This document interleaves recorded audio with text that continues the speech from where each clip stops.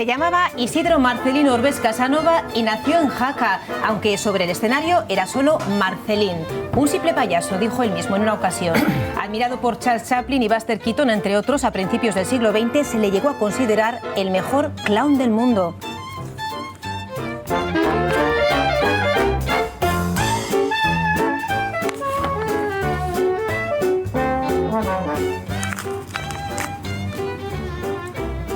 Y que esta historia apasionante, lo van a descubrir ustedes en los próximos minutos, llegue aquí, escrupulosamente documentada hoy a nosotros en forma de este libro que acaba de ver la luz esta misma semana, responde a un minucioso trabajo de investigación periodística y el autor es Mariano García, de Heraldo de Aragón. Buenos días, Mariano. Buenos días, Pilar. Muchísimas gracias por acompañarnos esta mañana aquí en Buenos Días. A vosotros por invitarme. Enhorabuena por ese trabajo. Lo primero que te quiero preguntar, Mariano, para que nos entienda la audiencia, para que lo entendamos nosotros, ¿quién era Marcelino García Cantarero y sobre todo, qué es lo que hizo? Para que entendamos la trascendencia que tuvo en el mundo del espectáculo.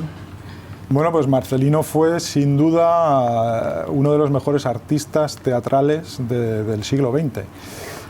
Hay que tener en cuenta que en su periodo de mayor esplendor, entre 1905 y 1912, Marcelino actuaba en un teatro que se llamaba el Hipódromo de Nueva York y era el mayor teatro del mundo. Tenía 5.200 butacas, que equivale como a 5 teatros principales de Zaragoza, y daba 2 funciones al día. Eran 10.400 localidades las que salían a la venta todos los días.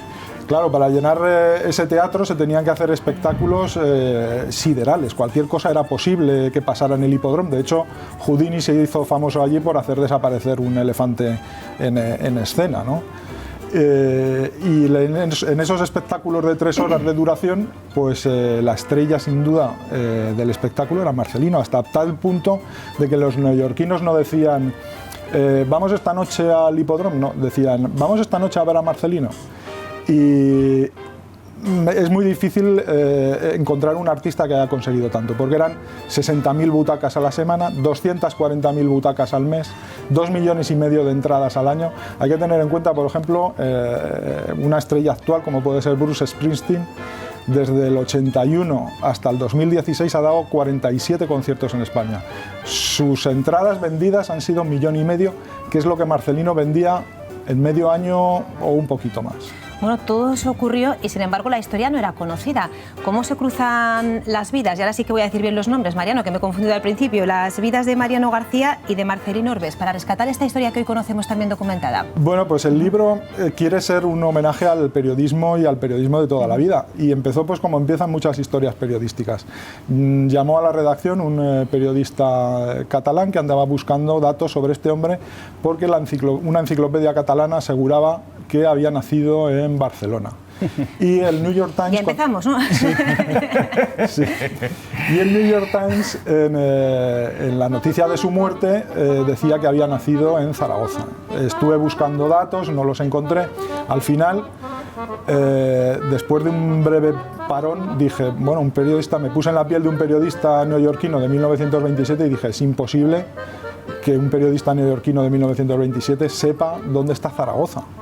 Entonces algún papel tenía que haber que dijera que era aragonés. Y él en algún sitio tenía papeles que decían que mencionaban Zaragoza, porque si no, no se explica el dato de Zaragoza. Pero bueno, había mucha confusión. Chaplin en sus memorias decía que era francés, han dicho que era británico, hasta florentino se la llegaba a decir, ¿no?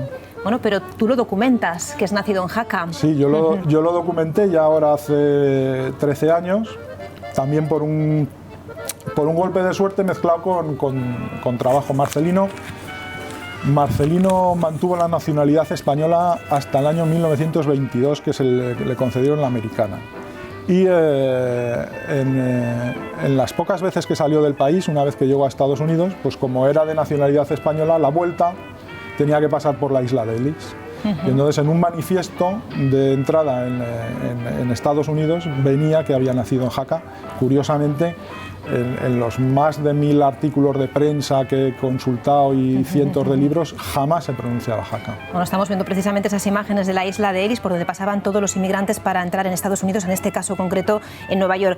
Esta propuesta, Marcelino, el mejor payaso del mundo, nos la traía esta semana, nos la traía este viernes Juan Luis Saldaña, así que todo tuyo, Mariano. Sí, además Mariano también pues es un maestro, ¿no? de periodistas más jóvenes, que algunos hemos tenido la suerte de tenerlo como referente. Y a mí me gustaría que nos contaras cómo era el personaje y cómo influyó a la gente de su tiempo, ¿no? ¿Qué carácter tenía, qué personalidad? Porque hablamos ahora de payaso y nos imaginamos a alguien haciendo tonterías, pero Marcelino era mucho más que eso, ¿no? Era mucho más que eso. Lo que pasa es que es difícil compararlo con un artista de hoy porque tenía dos facetas. Él respondía un poco a los planteamientos del siglo XIX y era payaso, pero a la vez era acróbata. Era capaz de dar un salto mortal por encima de 8 personas, era capaz de hacer acrobacias increíbles y eso lo mezclaba con el humor. Hoy es muy difícil ver una cosa así. Y no pronunciaba palabra en escena, era una especie de, para que nos entendamos, Marcel Marceau, pero con habilidades acrobáticas, ¿no? Y la influencia que tuvo fue tremenda. O sea, Chaplin en sus memorias dice el número de Marcelino era divertido, encantador. Londres estaba loco con él. Es uno de los poquísimos artistas que cita Chaplin en sus memorias hablando bien de él. Buster Keaton, 30 años después de que muriera Marcelino, le hicieron una entrevista y le preguntaron ¿cuál ha sido el mejor payaso que usted ha visto? Y dijo, el mejor payaso que yo he visto sobre un escenario es Marcelino. Y la prensa titulaba, ¿no?, cuando se iba de algún lugar, Marcelino, no te vayas, porque llegaban cientos de miles de personas a verle cada noche, cada tarde, allí donde actuaba. Así es dificilísimo entender algo así. Salían las guías de viajes de Londres de 1906 y 1907. Los autores se lamentaban de que si hubiera ido Marcelino a Estados Unidos. Los americanos acuñaron una palabra, que era to Marceline, marcelinear, por decirlo así, que quería definir lo que Marcelino hacía en escena. Él tenía un número en el que intentaba ayudar a la gente pero no conseguía nada y entonces marcelinear era el típico personaje que intentaba hacer cosas y no conseguía hacerlas. Bueno, ¿no? Pues una historia que bien podría ser una historia de cine, aunque precisamente el caso de Marcelino llega con el nacimiento del cine. Sí, porque como el propio Mariano ha dicho, no se supo adaptar. Sí.